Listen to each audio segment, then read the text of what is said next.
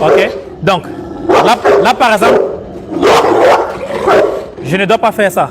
Lorsqu'il aboie sur moi, je ne dois pas faire ça. Parce que quand je fais ça, je le motive à réagir encore plus sur moi. Ça veut dire qu'il est le prédateur, je suis la proie. Il a fait peur à la proie et la proie s'enfuit. Vous voyez ces deux comportements différents. Regardez son frère par exemple. Vous voyez? Là, c'est notre comportement. Mais par contre, j'observe quelque chose. Son frère, il ne bouge pas la queue. Peut-être ce n'est pas visible dans la caméra, mais il ne bouge carrément pas la queue. Carrément pas, ça veut dire que soit il dit ouf et puis je te fais quelque chose, soit il se dit bon ouf et puis je fais ma vie. Mais là, c'est un chien adulte. Ce n'est pas parce qu'il reste calme comme ça là qu'il ne peut pas m'attaquer. Il faut faire attention. Donc, aujourd'hui, on va voir un peu comment est-ce qu'on approche un chien pour la toute première fois. Lorsqu'on va approcher un chien pour la toute première fois, ce qui est important de savoir, c'est qu'il doit être dans son environnement. Donc, un dresseur ou un éducateur qui rentre dans un domicile ou un chien, comme celui-ci, c'est un adulte, il ne faudrait pas rentrer dans la cour. Si vous entrez dans la maison d'un propriétaire de chien et que les chiens sont disponibles ou bien sont libres, c'est pas bon. Donc,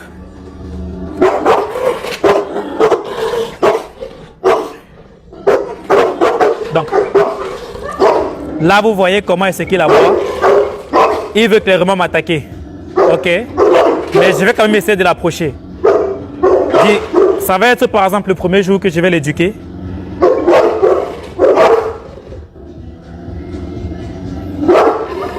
Mais moi, ce que je veux faire, je vais être en confiance.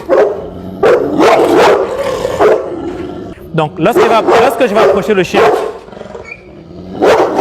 je recule un peu pour diminuer le bruit. Donc, lorsque je vais approcher le chien pour la toute première fois, je dois éviter certains types de comportements. Je suis censé être le futur éducateur de ce chien. Pour l'approcher, il est déjà adulte, il est grand. Je ne dois pas l'approcher dans la cour, parce que dans la cour, il a déjà l'instinct territorial qui est très fort. Lorsque j'entre dans la maison, je dois me rassurer que les propriétaires du chien ont déjà mis le chien en cage. Parce que c'est là-bas que je vais l'approcher. Parce que c'est dans la cour, c'est difficile. Donc, le geste qu'il y avait tout à l'heure, il aboie, je recule. Il aboie, je panique, ce n'est pas un bon geste. Les animaux, naturellement, comme eux, là, ils savent très bien lire lorsque vous doutez, lorsque vous paniquez. Donc, ce que je dois faire, c'est quoi? Attention, ce n'est pas reproduit par n'importe qui. Il faut que je précise cela. Le chien aura un comportement, c'est parce qu'il y a certaines lectures. Et ça, c'est juste pour vous montrer l'une des choses à observer, l'une des choses à faire voir à l'animal afin de l'approcher. OK? Ça sera juste une des astuces pour approcher un chien. Il y a énormément d'autres choses qu'il faut savoir. Je vais quand même partager avec vous quelques astuces.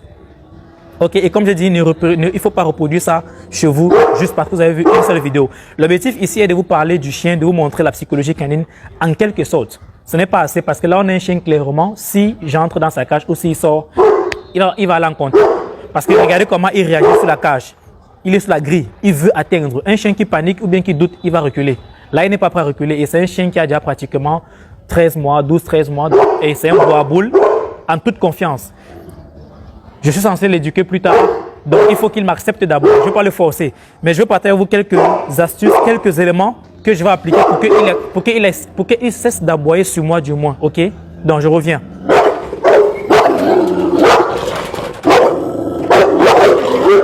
Alors, ce que je veux faire, c'est quoi? Là, il veut vraiment m'atteindre parce que je suis un esclave pour lui. OK?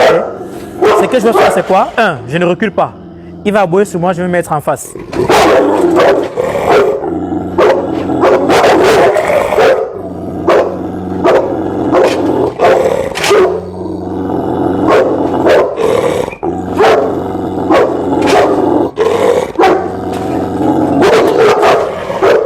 Regardez ce que j'ai fait.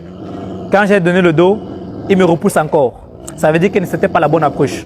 Donc j'ai dit, regardez ce qu'il fait, mais ça ne veut pas dire que c'est ce qu'il faut faire. Là, je me pose au chien. Je le regarde dans les yeux, ce n'est pas du tout bon. C'est ce que je suis en train de faire, ce n'est pas à faire. Donc, ce que je vais faire, c'est quoi? Je viens vers le chien. Simba, Simba, regardez.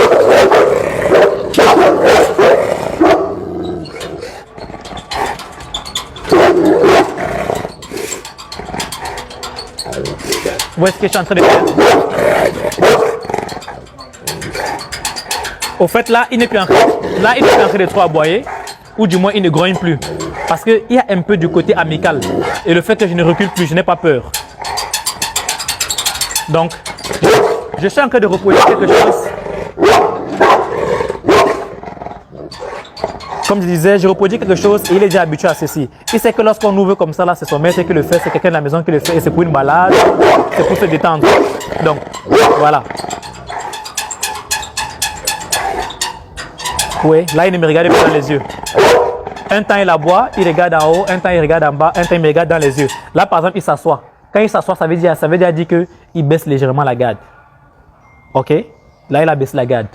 Il est déjà en train de m'accepter parce que je suis là depuis, il aboie, je ne fais pas le mauvais geste que je faisais au début. Je ne recule pas, je ne fuis pas. OK? Mais je reste tranquille et sur place et j'ai, regardez, il vient de bouger sa langue là. OK? Il vient de faire, ça veut dire que ça vient déjà un peu. Mais comme j'ai dit, attention. Il y a beaucoup d'espérance dans mes gestes. Ce n'est pas juste un truc que j'ai fait après ce jour. OK? Lui, il continue d'aboyer. Moi, je continue d'être présent. OK? Donc là, il a commencé à diminuer. Regardez ce qu'il fait. Vous avez vu? Là, il a essayé de m'attaquer. Mais ce qui se passe, c'est que je ne recule pas, je ne panique pas et je ne fuis pas. Vous voyez, c'est deux comportements différents. Regardez son frère, par exemple.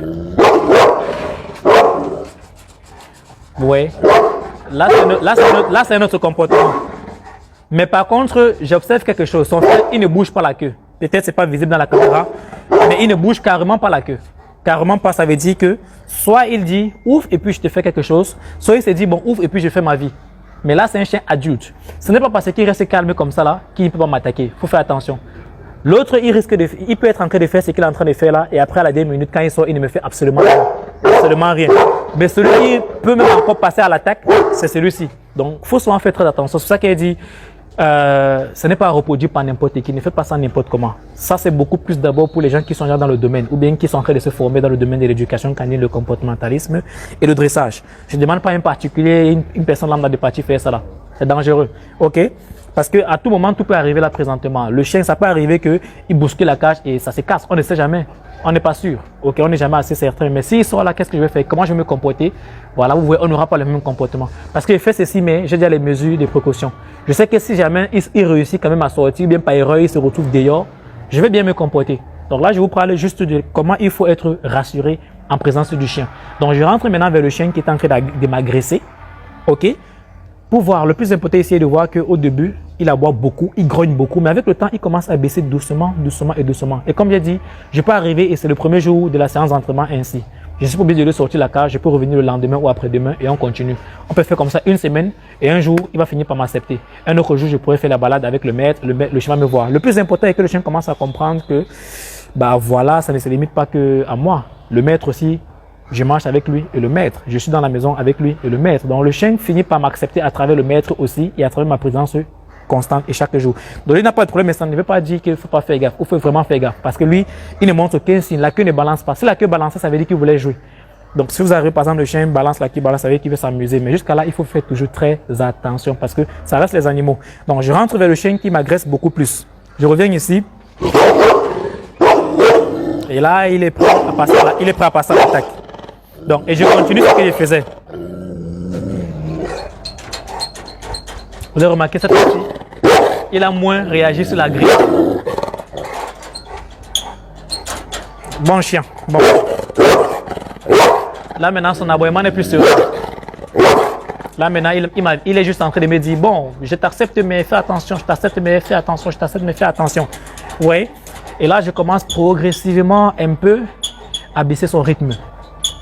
OK, je commence à baisser son rythme. J'aime bien et je continue de répéter.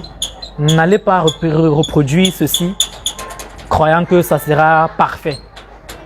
Vous risquez, vous allez peut-être tomber dans une situation très compliquée. Donc, il faut faire gaffe. Donc, vous voyez. Donc là, je reproduis vraiment un geste auquel le chien est habitué. Voilà. Donc, c'est pour ça qu'il faut aborder le chien dans sa cage et non dans la cour. Si j'entre dans la maison, parce que parfois il y a une grave erreur, il y a une grosse erreur que les propriétaires font souvent. quand ils savent que le dresseur arrive, ils laissent le chien dans la cour. Parce que quoi, ils savent, bon, c'est Chris Pokam, c'est un expert, il maîtrise les chiens. Parce qu'ils sont habitués à voir des vidéos sur Facebook, sur YouTube, et pour eux, c'est que bon, on a peut-être un remède ou bien une stratégie, une technique. Et quand tu arrives, tu fais l'erreur d'entrer dans la maison sans demander qu'ils gardent les chiens dans la cage. Et là, le pire arrive. C'est déjà arrivé à plusieurs personnes. OK? Donc, lorsque j'arrive chez un propriétaire de chiens, même s'il sait que je suis un expert, bah, je garde à l'esprit qu'il va toujours garder à l'esprit aussi que je suis un expert. Et donc, il va se dire, bon, le chien ne va rien lui faire de toute façon. C'est le gars qui maîtrise le chien. Non, le chien ne me connaît pas sur Facebook, il ne me connaît pas sur YouTube. C'est vous qui me connaissez. C'est vous qui connaissez les experts ou les spécialistes. Le chien, lui, il vit sa vie. Il n'a pas WhatsApp, il n'a pas Facebook, il n'a pas Twitter, il n'a pas LinkedIn, toutes ces applications-là. Il n'a aucune de ces applications. Il ne regarde pas les réseaux sociaux. D'accord? Donc, quand j'arrive, donc, il faut que le chien soit dans la cage pour que je l'aborde dans sa cage, dans son milieu. C'est un chien qui a l'habitude, ce sont les bois-boules, ils ne vivent pas là à l'intérieur. Ok, là, c'est juste quand il y a les invités et tout ça, par moment. Mais sinon, ils ont assez d'espace. Ils ont beaucoup d'espace là. Ils passent les journées, ils courent là parce qu'ils sont là pour la garde. Ils sont avec les enfants de la maison et tout. La famille est là en face. Donc, voilà. Et je suis surtout là pour rassurer la famille parce que ce qu'il fait aujourd'hui, c'est de surtout amener à comprendre à la famille comment est-ce qu'ils peuvent introduire ce chien à des nouvelles personnes qui viennent à la maison, aux nouveaux invités, aux nouveaux membres de la famille et tout. Donc prochainement, aujourd'hui, il y a le père, la mère avec les 4 enfants, avec les cousins, 2 cousins et puis la nounou. OK? Mais demain, il pourra avoir des vacanciers, des gens qui vont venir peut-être faire 1 an, 2 ans, 3 ans. Il faudrait donc introduire ces chiens à ces personnes. Donc je suis en train de parler avec vous, mais je suis en train d'expliquer. Je suis en même temps en train d'expliquer aux propriétaires des chiens comment il faut se comporter, comment les prochaines personnes introduites au chien doivent aussi se comporter. C'est très important pour passer la confiance du chien d'un maître à l'autre. Donc, quand moi j'arrive chez le particulier, chez un propriétaire de chien, le chien doit être en cage, dans son milieu et je l'aborde là-bas progressivement. S'il est dans la cour, jamais. Si je suis à l'extérieur, je demande toujours qu'on garde d'abord le chien avant que j'entre. Parfois, quand je dis ça à certains propriétaires, gardez d'abord le chien, il dit, mais tu es un expert, non?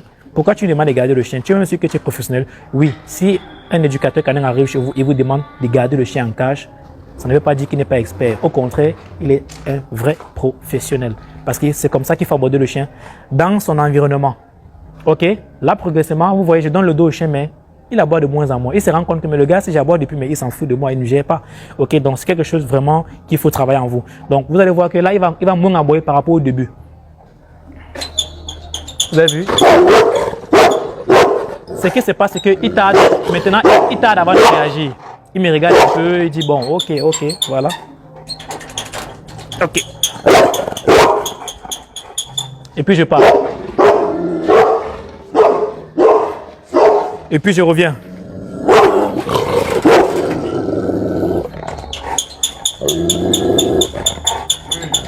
Par contre, lui maintenant, il est en train de bouger la queue. Il est en train de bouger la queue. Sa queue est en train de bouger. Vous ne pouvez pas voir, mais sa queue est en train de bouger et c'est pas grave. Mais le souci est que la queue est coupée. Et quand la queue est coupée, vous ne pouvez pas très bien analyser le chien. Faites attention.